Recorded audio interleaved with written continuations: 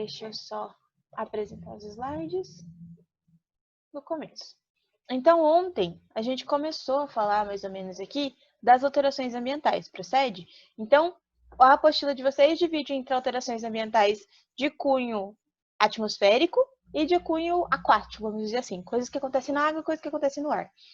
E a primeira coisa, o primeiro e o mais importante de todos, o que sempre está na mídia, o que mais gera discussão, é o tal do aquecimento global. Nós sabemos, então, que o aquecimento global é quando eu tenho um acúmulo de CO2, um acúmulo de gases na região da troposfera, e nessa região da troposfera é como se eu colocasse mais uma coberta. Então, lembram lá que a gente tem as faixas da atmosfera, né? Cada faixa da atmosfera tem uma concentração de oxigênio, tem uma composição diferente, uma função diferente. E a faixa mais próxima aqui da Terra a gente chama de troposfera. Quando esses gases começam a se acumular nessa região da troposfera, o que acontece é a retenção de calor. É como se tivesse mais uma coberta. Colocou mais uma coberta, reteve mais calor, ficou mais quente. Ficou mais quente, perda de biodiversidade, falamos ontem, derretimento de geleira, aumento no nível do mar, o que altera, inclusive, a organização de terra e de disposição de terras aí no planeta. Diminuição da solubilidade de oxigênio, porque quanto mais quente, menos oxigênio tem na água, o oxigênio tem uma tendência a sair da água com alterações pequenas de calor e alterações pequenas de temperatura. A alteração no regime de chuva, então a alteração na quantidade de calor, no aumento da temperatura, na redução da temperatura, altera o como a água evapora. Se eu alterei como a água evapora, eu altero o regime de chuva. Tá? Então, todos esses processos acontecem quando a gente tem um aquecimento. E aí, lembra que eu falei para vocês, um dos problemas, né, uma das causas do aquecimento global, das fontes de CO2, são queimadas de matéria orgânica. Essa matéria orgânica pode ser matéria orgânica viva ou pode ser matéria orgânica morta, em forma de petróleo. Esse petróleo que ficou lá retido embaixo do assoalho marinho ou em regiões que um dia foram ao mar, eles são restos de animais, são restos de vegetais que se decompuseram em determinadas pressões, determinadas temperaturas e formaram aquele líquido viscoso e preto. Quando a gente queima aquilo, a gente pegou todo aquele CO2, toda aquela matéria orgânica que ficou ali presa em forma de petróleo e começa a queimar. Quando a gente queima, a gente libera essa estrutura que era complexa em estruturas mais simples, que são o CO2, o CO, que é o monóxido de carbono, e o gás metano. Tá? O gás metano aqui, nesse caso, mais pela decomposição da matéria orgânica. Então, o que vai acontecendo? Cada país, eu comentei com vocês sobre isso aqui, cada país tem um mecanismo ou tem uma influência sobre o aquecimento global. Não são todos os países do mundo cujo principal problema são as indústrias. Não. Tem países como o Brasil, por exemplo, que o nosso principal problema ou emissor de gás carbônico é a alteração no uso da terra. Lembra que eu falei com vocês que quando a gente começa a alterar a composição ambiental, os biomas, as regiões, e começo a utilizar aquilo por uma outra coisa que não era a função anterior daquela região, eu alterei o uso da terra. E quando eu alterei esse uso da terra, a mudança, a mexida,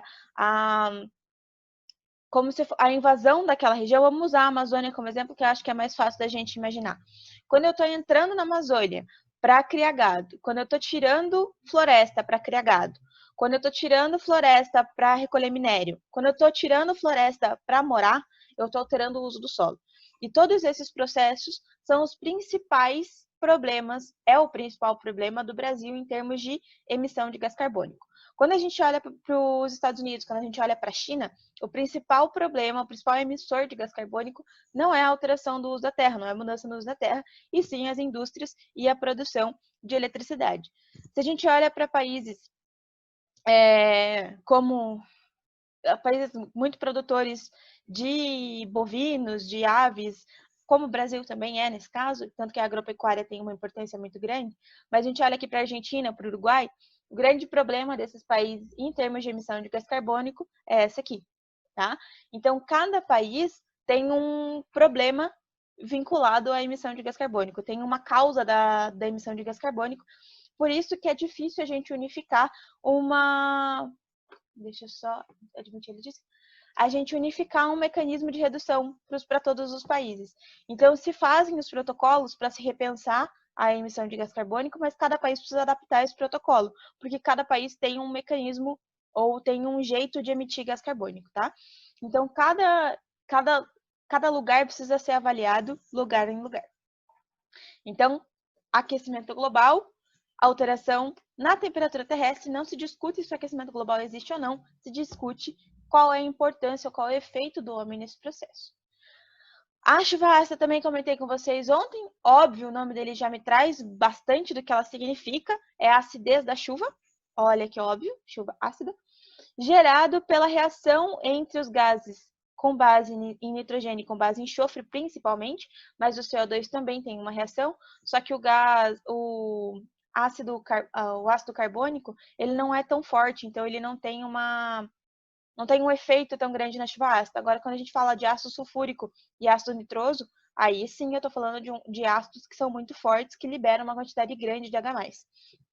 Então, vamos lá. O que acontece com esses ácidos? Quando eles sobem em forma de gás, esses óxidos, quando eles sobem na sua forma gasosa, eles reagem com as moléculas de água que estão dissolvidas ali no ar.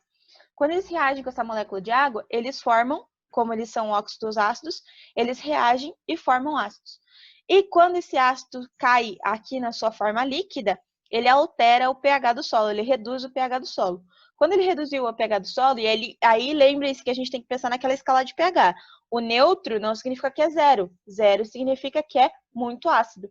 E 14 significa que é muito básico. O 7 é que é o neutro. Então, quando a gente fala que o pH está reduzindo, significa que está ficando mais ácido. Quando essa acidez, quando esse solo é alterado, a acidez desse solo é alterada, a composição de minerais, a composição de estruturas orgânicas, a disponibilidade de matéria orgânica e de fontes de recursos para esses minerais conseguirem crescer, ela também é alterada, porque o pH altera essa composição. E isso vai fazer com que essas estruturas, com que essas plantas e com os bichos e com as algas que vivem nas águas, acabem tendo dificuldades para se reproduzir ou para se desenvolver, para metabolizar. E isso altera a estrutura fisiológica da região, ou as condições ambientais que condicionam aquela estrutura fisiológica. E isso causa morte de peixe, causa morte de planta, além das mortes, dificulta plantio e dificulta cultivo de animais nas regiões, nesses lugares. Inversão térmica também dei uma comentada com vocês, é quando eu troca o ar quente pelo ar frio, e quando troca o ar quente pelo ar frio, o ar frio acaba segurando poluentes na região da respiração. Então, nessas regiões mais baixas da troposfera. Então, existem regiões mais altas e regiões mais baixas. Nas regiões mais baixas, quando eu tenho essa troca de ar, então durante o dia, esse é um processo que acontece muito no verão, durante o dia a gente retém calor, o ar é muito mais quente perto do solo, perto da terra, e quando chega no final da tarde, o ar quente, que é menos denso, sobe, o ar frio, que é mais denso, desce. Quando o ar mais frio desce, ele forma uma camada, uma película que segura de acordo com a densidade do ar, e aí por isso que essa diferença de densidade é importante para a gente entender a inversão térmica. O ar mais frio sendo mais denso, sendo mais pesado, ele acaba retendo, acaba segurando, é como se fosse uma tampa em cima da poluição. Segura a poluição na região da respiração e causa uns problemas respiratórios, principalmente. Quando a gente fala de meio ambiente, o principal impacto da inversão térmica são nas plantas, porque segura poluente ali perto esses poluentes acabam se decantando e ficando em cima das folhagens, dificultando a fotossíntese. Mas quando a gente fala em termos de saúde, a gente tem aí a inversão térmica e a poluição, nesse caso, sendo uma grande causa mortes, aí, tanto no nosso país, quanto em países como China, Estados Unidos, que aí na China, o pessoal, inclusive, tem que usar máscara em regiões, não por causa do coronavírus, né, no caso, mas usando aí a máscara como um mecanismo de proteger os órgãos respiratórios, a estrutura respiratória, da poluição que está lá fora. Então, tem lugares na China que não se consegue sair na rua sem usar máscara, porque a pessoa não consegue respirar. Está inalando cada vez mais poluente. Então, disso aqui a gente falou um pouquinho tudo ontem e faltou o tal do buraco na camada de ozônio. que é o buraco na camada de ozônio? Como o nome já diz, a gente tem a troposfera, mesosfera e estratosfera. Nas camadas da atmosfera, se não me engano, são 6 ou 7. Agora eu não tenho esse número exato, mas eu tenho troposfera, que é a mais perto aqui da gente, mesosfera e exosfera. Essas são as 3 primeiras camadas. A exosfera, o nome comum dela é camada de ozônio. O que tem na camada de ozônio? Ozônio, O3. Só que o que vai acontecendo? Qual que é a função dessa camada de ozônio? Qual é a principal função dessa estrutura que tem aí na nossa atmosfera? Ela manda raios solares, principalmente o comprimento ultravioleta, embora. Então, vocês lembram que a luz, ou vocês já estudaram luz lá na física? Mas vocês não estudaram luz, para ter uma noçãozinha, a luz existe a luz visível e existe a luz que a gente não consegue enxergar, ou seja, que o nosso olho não consegue captar. E dentro da parte com mais energia da luz, que o nosso olho não capta, né? Que o nosso olho não capta, tem a luz ultravioleta, ou seja, é um raio, é um comprimento de onda muito energético que é emitido pelo Sol. Quando o Sol emite essa luz, chega ali na estratosfera e boa parte dessa luz é mandada embora. Então, é como se fosse um filtro solar. Eu tenho a estratosfera sendo um filtro solar da Terra. Ela manda a luz ultravioleta, UVA e UVB, embora. Essa é a função dela. Só que quando eu vou perdendo esse buraco, eu vou perdendo essa camada, eu vou formando um buraco na camada de ozônio. O que faz esse buraco acontecer? Basicamente, esse bonitão aqui, que são os CFCs ou clorofluorcarbonetos. Então, é uma molécula relativamente complexa, formada por cloro, por flúor e por carbono. O que acontece com esses CFCs? CFC, basicamente, aí nos anos 70, 80, ele existia em praticamente tudo que era aerosol. Então, a gente está falando ali de tudo que precisava ser jogado no ar, ou que precisava virar gás, ele tinha CFC. Desodorante, pesticida, tudo que fizesse jato precisava de CFC. Então, o CFC era um volatilizante muito comum. Ele fazia com que as coisas se tornassem gases. E aí, o que acontecia? Esse CFC subia em direção da estratosfera e reagia com o ozônio. Eu já vou mostrar a reação. E essa reação diminuía a concentração de ozônio. Então, olha lá, 1970, 79, ali comecinho da década de 80, como é que era? No final dos anos 80, olha o tamanho do buraco de ozônio. Então, o normal é estar verdinho, tá? Quanto mais próximo do azul, mais próximo do violeta, olha lá, maior é o buraco. Nos anos 2000, ali ó, 2006, com o início dos anos 2000, o buraco começou a dar uma reduzida. Ele chegou no seu máximo e começou a reduzir.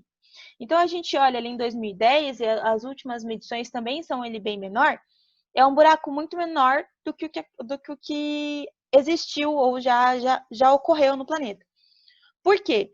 Porque os protocolos de Kyoto os protocolos de Montreal, os protocolos de Paris, ou os acordos internacionais, proibiram a utilização de CFC como volatilizante. E esse processo, essa proibição, fez com que se reduzisse CFC no mundo inteiro. E tendo redução de CFC, a camada de ozônio conseguiu se recuperar. Sendo que hoje, esse nem é um problema tão grande quanto já foi. Então, a gente conseguiu reduzir os impactos na camada de ozônio só proibindo o CFC de ser utilizado em volatilizantes. Pelo menos uma coisa boa. Então, qual que é a reação entre o CFC e o ozônio? O CFC subiu, ele reage com a molécula de ozônio. Molécula de ozônio são 3 oxigênios ligados entre si, por ligações simples. Quando o cloro, praticamente o cloro do CFC é o maior problema, ele reage com esse oxigênio, ele retira um oxigênio do ozônio. Quando ele retira um oxigênio do ozônio, vira cloro e oxigênio e fica uma molécula de O2, fica um oxigênio gasoso. Esse oxigênio gasoso, esse oxigênio que a gente respira, é o gás oxigênio, ele desce para a região da troposfera. Então, imagina lá, a estratosfera tem ozônio. Começou a reagir com o cloro, aquele ozônio se torna O2, então ele era O3, se torna O2, e o O2 desce em direção à troposfera. Conforme o O2 vai descendo, vai formando os buracos lá na camada. Mas, pelo menos, esse é um dos problemas que a gente menos ouve falar hoje em dia por causa da proibição dos CFCs. Então, eu acho que é uma das nossas esperanças, ver que o CFC, que a proibição do CFC, causou um impacto bem positivo na redução do buraco na camada de ozônio. Então, a gente, em alguns casos, ainda tem muita coisa que a gente pode fazer para resolver os nossos problemas. Mas aí, se a gente passando para a aula 6, que é a que faltou, a gente começa a falar das eutrofizações, dos processos de eutrofização. Eutrofização é quando eu tenho o aumento da quantidade de algas em águas doces. Então, o aumento da quantidade de algas verdes em águas doces é o processo de eutrofização. O próximo, que é o que a gente vai ver, deixa eu voltar um pouquinho. O próximo que a gente vai ver é floração. Floração é diferente de eutrofização. São causados por coisas diferentes. Tem um sintoma, tem um impacto igual, mas é causado por tipos de águas e tipos de algas diferentes, tá? Então, quando a gente fala da eutrofização, ela é basicamente causada por jogar matéria orgânica ou fertilizantes com base em matéria orgânica na água. Esse processo estimula o crescimento de algas unicelulares. Esse processo de crescimento de algas unicelulares forma uma película em cima da água, e essa película em cima da água impede a entrada de luz. Impediu a entrada de luz, eu diminuo a quantidade de fotossíntese no fundo, e se eu diminuir a quantidade de fotossíntese no fundo, eu diminuo a quantidade de oxigênio disponível. E aí, esse é um processo que acaba sendo um efeito em cascata. Joguei os componentes, o esgoto, o fertilizante, aumentou a quantidade de bactérias. Essa quantidade de bactérias estimula o aumento nas bactérias, a gente já vai ver isso parte por parte, eu fiz um slide só para a gente ver essas etapas, mas a grande consequência da eutrofização é a redução do oxigênio dissolvido. Então, o que causa essa eutrofização? Liberação de esgoto não tratado, o esgoto não tratado está cheio de matéria orgânica, se está cheio de matéria orgânica, é muito alimento para essas algas unicelulares. Essas algas unicelulares, tendo muito alimento, elas se reproduzem muito. Tá? Fertilizantes com base em fosfato e nitrogênio, e a erosão do solo. Quando eu erodo o solo, quando eu tiro mata ciliar, eu aumento a entrada de solo, aumento a entrada de terra na água, e na terra tem matéria orgânica e bloqueia a entrada da luz solar, vai ter o mesmo processo. E a gente precisa pensar também que o esgoto quente também é um causador de eutrofização. Em que sentido? Esgoto quente, ele não é o esgoto sujo, ele é o esgoto que sai de indústria, ele é utilizado para resfriamento de motor.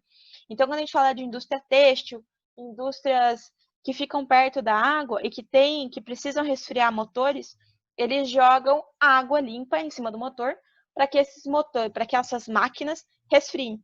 Só que a hora que a máquina resfriou, a água esquenta. Quando a água esquenta e é jogada no rio, ela pode até não estar suja necessariamente de poluentes, mas ela está quente. E quando a água está quente, o que acontece com o oxigênio? Ele sai. Então, é o mesmo processo. Eu tenho a redução do oxigênio dissolvido. O que isso vai causar? Esse processo causa a morte por asfixia dos peixes que estão embaixo, de todos os organismos que estão embaixo. Então, peixe, molusco, outras algas, protozoários, isso tudo acaba morrendo. Esse é o primeiro impacto. Morreu, esses bichos que estão lá embaixo acabam sendo decompostos sem oxigênio, né? Então, a decomposição anaeróbica. Essa decomposição anaeróbica desses organismos gera acúmulo de compostos nitrogenados e fosfatados. E isso aqui é muito difícil de tirar da água. Ela impossibilita, inclusive, a utilização daquela água como irrigação ou como consumo. Não dá para tomar água com composto nitrogenado e fosfatado, porque eles são relativamente tóxicos. Então, esse acúmulo gera impossibilidade do uso da água. E aí eu tenho certeza que vocês já viram isso em algum lugar, porque é esse processo aqui. Tá? Lago, rio, essas coisas, normalmente onde tem água mais parada, acaba gerando essa camada grossa ou essa camada verde, e normalmente perto desse lago, dessa região, é um negócio muito fedido. No zoológico de Curitiba e no Jardim Botânico, essas coisas, Esses lugares têm um processo eutrófico bem forte. E isso acaba gerando alterações e impactos na água naquele lugar. Então, por partes. Tipo Jack Stripador. Vamos por partes. Deixa eu tirar minha carinha daqui. Prof, Oi. Pode. eu vi ali naquela tirinha que a alga prejudica, acho que prejudica, Uhum. a alimentação das algas, cuja população explode, daí as algas gastam todo o oxigênio da água. Uhum. Mas, tipo, elas não são o maior produtor de oxigênio? Ah! Qual que é o grande ponto? Eu já ia explicar naquele outro slide que eu estava chegando. Essas algas, elas produzem oxigênio, só que o oxigênio como gás, ele sobe em direção à atmosfera. Ele não desce. Então, a ideia, o oxigênio que fica dissolvido na água, ele tem que ser produzido embaixo. Ele não pode ser produzido na película de cima. O oxigênio que é produzido na película de cima, ele sai. Então, imagina um lago. No lago, aquilo que está em cima, as algas que estão em cima, então vamos para frente. Essas algas que estão aqui, elas cobrem aquela região e todo o oxigênio que ela está produzindo está vindo aqui para o ar. Tudo bem? As algas que estão lá embaixo é que produziriam o oxigênio que ficaria disponível para o pessoal que está lá embaixo. Então, quando essas algas bloqueiam a entrada de sol e impedem a produção de oxigênio das algas que ficam mais para baixo, no lago ou no rio, é que eu diminuo o oxigênio dissolvido. Tá? Então, Então, essa camada grossa e verde que você está mostrando ali seria tipo musgo? Essas aqui são as algas unicelulares. Ah. Tá? Então, são algas unicelulares que se reproduzem com o excesso de matéria orgânica e acabam subindo em direção às camadas mais superficiais. Eu vou mostrar a partezinha, como que acontece o processo de eutrofização aqui, ó. Tá? Então, esse processo aqui de eutrofização acontece muito parecido na floração. Só eu vou mudar, a gente só muda o tipo de alga que se reproduz. Então, a primeira coisa que acontece é o despejo de matéria orgânica, seja por fertilizante, seja por esgoto. Esse despejo de matéria orgânica estimula a reprodução de seres unicelulares que compõem que estão disponíveis ali na água o tempo todo, que existem na água. Então, a gente está falando ali de pequenos protozoários, a gente está falando de bactéria, que consomem essa matéria orgânica e consomem o oxigênio também. Quando eles decompõem a matéria orgânica, aquele conteúdo que estava disponível, eles tiram a matéria orgânica e transformam essa matéria orgânica em fonte de energia. Fonte de energia para quem? Para essas algas. Então, primeiro processo, despejo de matéria orgânica. O despejo de matéria orgânica é fonte de energia para a proliferação de organismos unicelulares. Nessa segunda etapa aqui, não são fotossintetizantes, ou seja, não são as primeiras algas. Então, eu tenho proliferação de bactérias. Essa proliferação de bactérias aumenta a oferta dos recursos que as algas vão usar. Então, despejei matéria orgânica, as bactérias deixam sais minerais disponíveis, o aumento das bactérias aumenta a disponibilidade de sais minerais ou de recursos de nutrientes para as algas. E quando essas algas começam a se reproduzir, elas se acumulam na superfície. Aqui a gente está falando de algas unicelulares. Vocês viram as algas protistas com o Bruno, né? Antes da gente começar. Vocês viram os protozoários? Lá na biologia C. Então, a gente tem algas verdes unicelulares que consomem esse recurso de sais minerais gerados pelas bactérias e essas algas unicelulares se acumulam na lâmina de água, na diferença na lâmina de água entre o ar e a água. Quando essas algas se acumulam ali na superfície, elas impedem a entrada de luz. Elas geram um bloqueio da luz. Quando ela gerou o bloqueio da luz, as algas que estão lá embaixo morrem por falta de energia. Essas algas que morreram por falta de energia eram quem produziam o oxigênio que ia ficar disponível dentro do lago. Essas algas unicelulares que estão ali em cima fariam o oxigênio subir, porque elas estão na película d'água, na lâmina d'água. Morreu essas algas, o que acontece com os bichos que dependiam dessas algas? Morrem também. Então, todo mundo morreu embaixo do lago Porque bloqueou o sol. Bloqueou o sol, bloqueou a fotossíntese, bloqueou os produtores. Bloqueou o produtor, os bichos que estão embaixo morrem por asfixia ou morrem pela falta de nutrientes. O que acontece com essa morte toda de algas, peixes, moluscos que estavam naquela água? Eles descem e começam a ser decompostos lá embaixo, lá no assoalho do rio ou do lago. Quando eles começam a serem decompostos, só que agora não é uma decomposição igual eu via lá em cima das bactérias aeróbicas. É uma decomposição sem a utilização de oxigênio. Essa decomposição sem a utilização de oxigênio, ela é anaeróbica. Essa decomposição anaeróbica gera compostos tóxicos, resíduos tóxicos. E esses resíduos tóxicos são os mais difíceis de tirar da água. Então, mesmo que eu consiga impedir a proliferação daquelas bactérias, daquelas algas que ficaram lá na parte de cima, eu ainda vou ter que esperar um bom tempo para conseguir eliminar todos os resíduos tóxicos que ficaram da decomposição de animais e plantas lá de fundo. Tudo bem?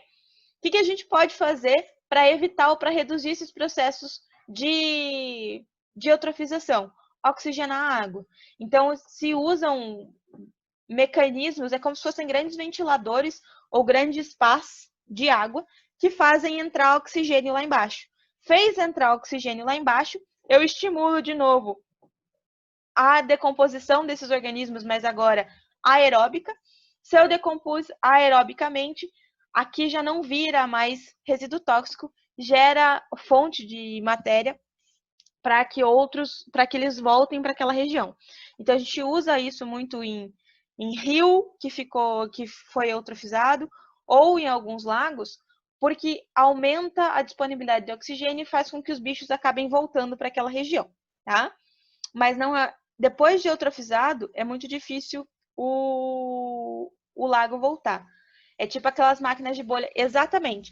Quando a pessoa tem um aquário e ela deixa o aquário parado, ou seja, não deixa entrar ar dentro da água do aquário, o aquário fica verde, não é isso? Forma aquelas lâminas, aquelas películas verdes, aquele limo verde. É basicamente isso que vai acontecer nos grandes lagos. Então, o que a gente usa para reduzir a eutrofização é hiperoxigenar a água. Basicamente isso, tá? E aí, o processo da floração e da maré vermelha maré vermelha é basicamente o mesmo.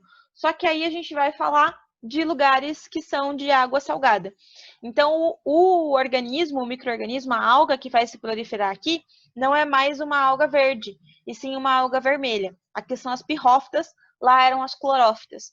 As clorofícias, clorófitas, que têm a tendência de se reproduzir nas águas doces.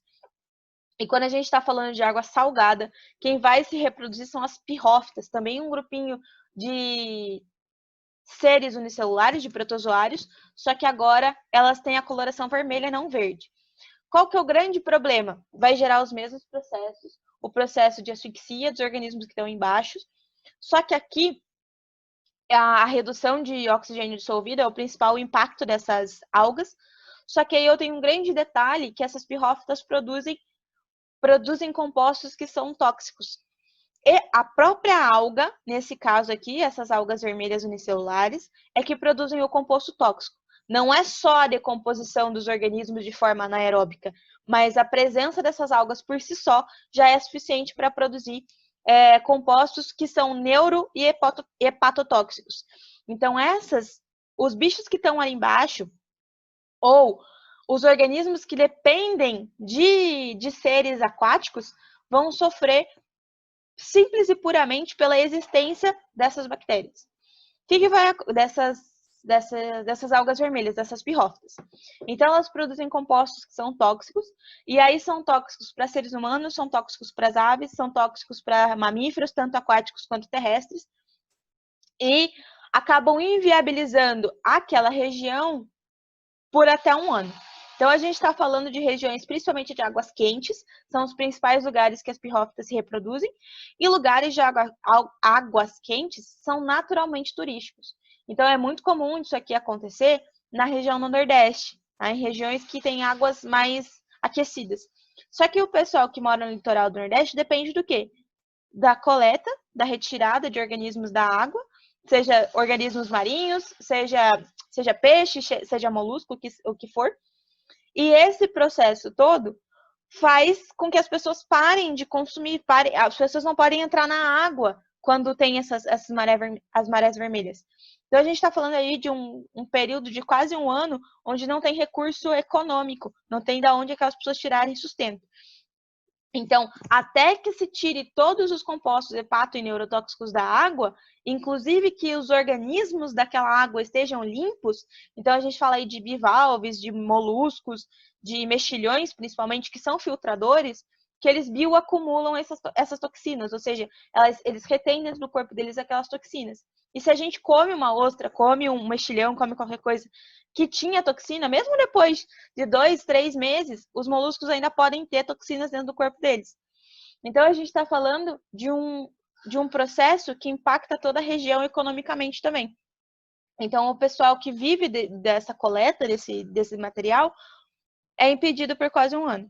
Então, floração em maré vermelha é o mesmo processo da eutrofização, só que agora na água salgada, né? Só que ele traz, além dos processos de decomposição, ele é bem mais difícil de parar, ele é bem mais difícil de controlar, porque mar é uma extensão muito maior do que as extensões de lagos e rios normalmente, tá? E aí, esse aqui que eu falei para vocês ontem é uma das minhas grandes apostas para o vestibular desse ano. Por quê? A federal é aquela que adora botar fervo, mas na hora do vamos ver, falei para vocês ontem, ela acaba tirando o corpo fora. Então, a federal pode até tratar de Covid, essas coisas, mas vai tratar de um jeito diferente. E aí, uma das minhas apostas é o tal do derrame de petróleo que aconteceu no final do ano passado. Então, bem na época do vestibular, teve aquele derramamento de petróleo lá no Nordeste, que foi o maior em termos de extensão. Em termos de volume, ainda não se tem certeza, mas foi um dos maiores. Mas se estendeu por quase todo o Nordeste a liberação desse petróleo. O que acontece? Não é uma coisa que parou quando virou o ano. A gente tem aí registro de petróleo mesmo aí em março desse ano. Registros de petróleo, desse petróleo aparecendo até final do ano. Então, a gente teve aí de agosto de 2019 a pelo menos até março de 2020 esse petróleo aparecendo. E aí, o que acontece com o petróleo? O petróleo é o mesmo problema da floração. É claro que o petróleo ele é muito mais fácil na maioria das vezes, e exceto esse petróleo aí que apareceu no Nordeste, ele não é um petróleo muito comum. Ele é um petróleo que ainda não tinha sido manufaturado, vamos dizer assim. Ele era um petróleo cru e por isso ele não ficava em cima da água. Normalmente o petróleo ele se acumula em cima da água, porque a água e o óleo não se misturam, né? Só que ele tinha uma densidade menor. A maioria dos vazamentos de petróleo tem uma densidade menor do que a da água e ele fica na superfície. Quando ele fica na superfície, mesmo problema que a gente viu. Ele se acumulou na superfície, não deixou a luz entrar, diminui a quantidade de oxigênio, diminui a quantidade de oxigênio, os bichos morrem por asfixia e tal. Só que qual que é o grande problema quando a gente fala de petróleo? Ele é mais visível. O impacto ele é mais feio, ele faz com que a gente se sinta um pouco mais preocupado com o derrame de petróleo. Ele mata a tartaruguinha, ele mata o albatroz, e isso acaba. Os bichos que têm olho que piscam acabam trazendo pra gente o coração amolece mais fácil. Inclusive, essa foto aqui desse menino tirando o petróleo da água correu o mundo, ela ganhou vários prêmios pelo mundo todo, porque é mais sensível, a gente se sensibiliza mais com os derrames de petróleo. Quando a gente fala disso aqui, é muito difícil tirar desses bichos. Muitos desses organismos morrem asfixiados por causa do petróleo grudar. O que esse petróleo do Nordeste teve de diferente? A densidade dele, ele ainda era um petróleo cru, ele não ficava na lâmina d'água. Então não era fácil de segurar ele no lugar onde ele deveria ficar. Ele acabou se estendendo, ele vinha com a maré, ele vinha de baixo, ele não ficava em cima. Então foi muito mais difícil de parar. Inclusive a gente não conseguiu parar ainda, não se sabe exatamente qual foi a origem desse petróleo. É muito mais fácil colocar a culpa na China, na Venezuela, do que resolver o processo, entendeu? Então a gente tem aí todas as praias do Nordeste com isso, sendo um petróleo extremamente tóxico, o que a gente não encontra no petróleo que é manufaturado, no petróleo que já sofreu algum tipo de mexida nele, tá? Então, o processo do derramamento de petróleo, ou a maré negra, que chamam em alguns lugares, ele é muito semelhante com o dos outros que a gente já viu, da eutrofização e da floração, só que agora causado não por um organismo, e sim por um composto não orgânico, vamos dizer assim, não um animal, não um outro ser vivo, tá? Galerinha, nosso tempo tá acabando. Já vão lá pro outro link, porque eu vou só terminar magnificação trófica antes de começar a falar de vírus, tá bom? Então, eu vou interromper aqui meu compartilhamento com vocês. Vão lá pro próximo link.